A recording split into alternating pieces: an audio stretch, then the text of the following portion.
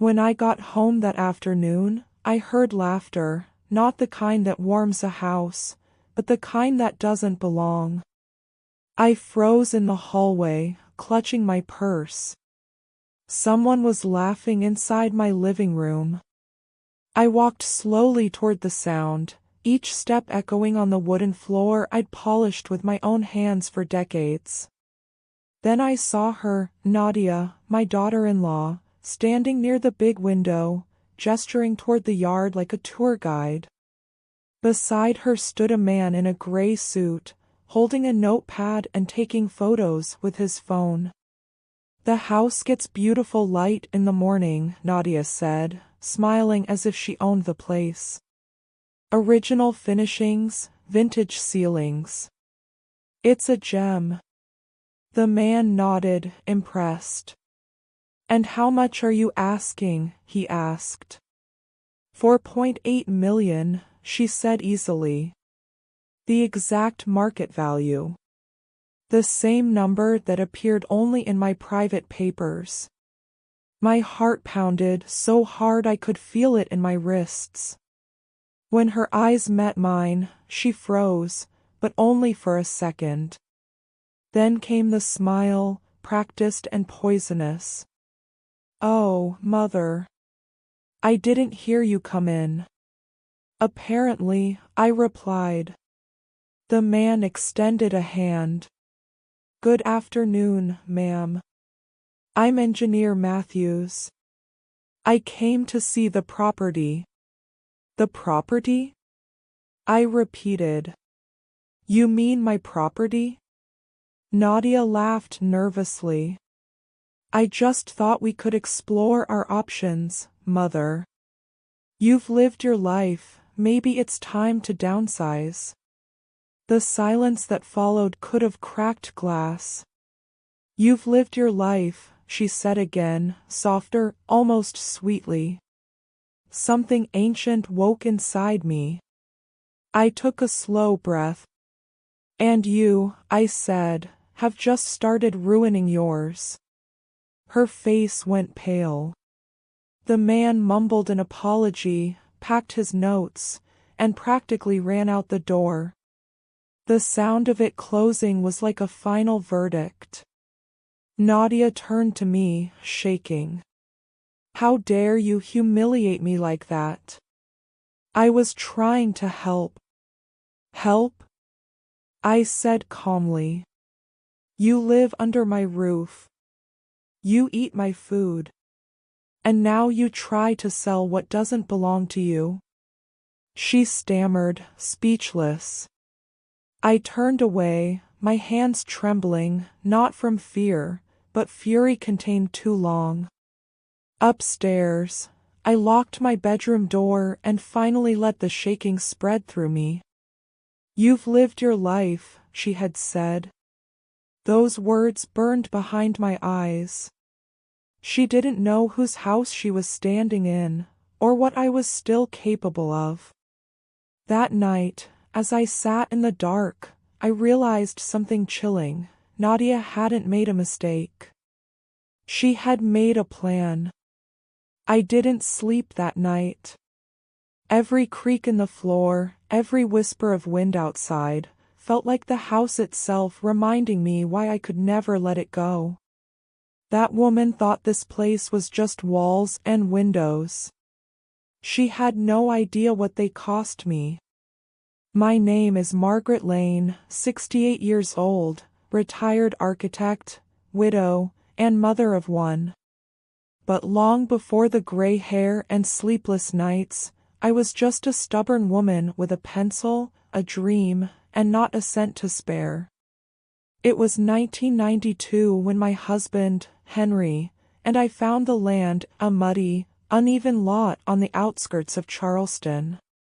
Everyone else saw weeds and rock. I saw blueprints in my mind. Henry took my hand and asked, "What do you see?" "Our life," I told him. "We spent 3 years turning that dirt into a home.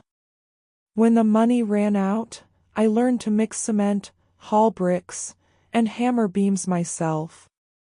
Henry worked nights, I worked days. Our son, David, toddled through the dust with his toy shovel while we built something real, something ours. In 1995, we moved in. No furniture yet, just mattresses on the floor and laughter echoing off new walls. That night I cried, not from exhaustion, but from victory. We had built this place with our own hands. Years passed. David grew up within these rooms. Birthdays, laughter, broken windows, scraped knees, all written into the walls like hidden signatures. When Henry got sick, stage 4 pancreatic cancer, this house became our hospital, our fortress. I fed him, cared for him, held him as he took his final breath in the same bed we'd shared for 30 years. His last words were not about me. He whispered, "Take care of her, she's yours too." He meant the house. After that, I stayed alone. People told me to move closer to family, but how could I abandon the one place that still carried his voice in the floorboards? Every corner of this home was proof that I had fought, loved, and survived. So when Nadia stood there talking about selling it, about fresh starts and practical decisions, I understood something terrible. She didn't see a house. She saw a payday. And maybe, just maybe, she'd been planning this for longer than I thought. I ran my hand over the old blueprints that night, the same ones stained with coffee and tears. If she wanted to take my home, she was going to learn just how dangerous a woman becomes when she has nothing left to lose. For days, I pretended nothing had happened. I smiled at breakfast, watered the roses, and said good night with the same calm tone. But behind that calm lived a storm. I started to watch. Nadia thought she was clever. She used my kitchen like it was hers, arranged business meetings with friends, spoke softly on the phone when she thought I was upstairs. But I noticed everything, every whisper, every lie disguised as kindness. One afternoon, while she was out shopping, I began to check the rooms she loved most. The study, once my husband's office, was now her workspace. Drawers stuffed with unopened bills, papers addressed to Vanessa Scott, a name I'd never heard before. Credit cards. Late payments. My heart thudded as I did the math. $87,000 in debt. If she was that deep in the hole, then this house wasn't just her home. It was her lifeline. Then, in the back of a drawer, I found an envelope stamped with the logo of a notary office, a fake one. Inside were legal papers granting full power of attorney to Nadia, with my signature at the bottom. The handwriting looked eerily like mine. My breath caught. She wasn't waiting for me to sell the house, she was trying to steal it on paper. That night, while she and David laughed downstairs, I transferred every photo I'd taken to my old laptop, the bills, the forged documents, the fake notary letterhead. The evidence glowed on the screen like fireflies in the dark. But I needed help. Real help. The next morning, I drove to see Richard Bloom, an old friend, once my colleague, now a real estate attorney. He listened quietly as I told him everything. When I showed him the photos, his face hardened. "Margaret, this isn't a misunderstanding," he said. "This is fraud. If she files those papers, you could lose everything." I nodded, but my voice was steady. "Then we stop her before she does." He looked at me for a long moment. You know this will tear your son apart. I've already lost him, I whispered. When I returned home, Nadia greeted me with her usual sugary smile. How was your day, Mother? She asked. I smiled back. Productive. If she noticed the chill in my eyes, she didn't show it. That night, I hid a small camera behind the bookshelf, and for the first time, I stopped being a victim. The hunt had begun. For 3 days. The cameras recorded everything, her phone calls, her whispers, her mask slowly cracking. She thought I was getting old. She thought I was fading. And that was exactly what I wanted her to believe. I began to play the part of the confused old woman. Forgetting names, misplacing keys, repeating questions.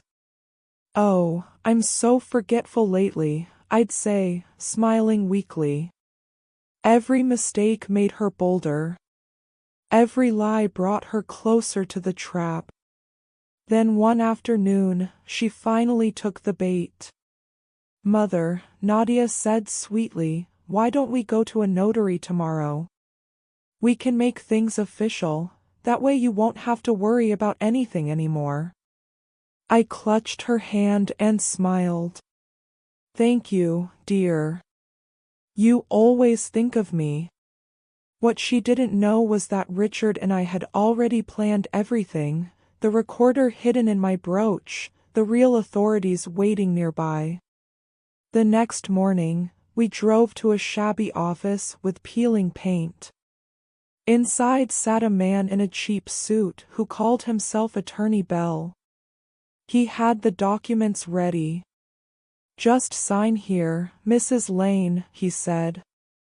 This will make life easier. I pretended to squint at the paper. You're very kind, I murmured, and then paused. My voice softened. Although, I don't remember asking for this. Nadia's smile faltered. Mother, we talked about this. No, I said, lifting my head. We didn't. The room fell silent. Then I placed the pen down and whispered, Do you know what I did before I retired, Mr. Bell? He blinked. No, ma'am. I designed buildings. I read contracts for a living. And this one, I tapped the paper, is a very bad forgery. Nadia's face went white. I stood. I think I'll be leaving now. And you, sir, might want to speak to my lawyer. His name is Richard Bloom. I walked out before either of them could react. Outside, Richard was waiting in his car, recording everything. That evening, I invited everyone to dinner, Nadia, David, Richard, even the real notary, and one final guest, a man named Evan Ross. Nadia's legal husband. When he stepped through the door, Nadia's knees almost gave out. Surprised? I asked softly. You should be. The room erupted, truth spilling like broken glass. Her debts, her lies, her fake marriage, the forged papers, all exposed. David's face turned to stone. I built this house with love, I said. And you tried to sell it for greed. Nadia had nothing left to say. She left that night, and the silence she left behind felt like sunlight after a storm. I poured myself a cup of coffee and stood by the window, watching the dawn rise over my garden. They say revenge is for the young. But sometimes, justice waits until the gray-haired remember who they used to be, and that was the story of a woman who refused to be erased. If you felt her pain, her strength, and her justice, tell me in the comments which city you're watching from. I'd love to know how far her story has reached. Don't forget to like, subscribe, and share this video, because every story of courage deserves to be heard.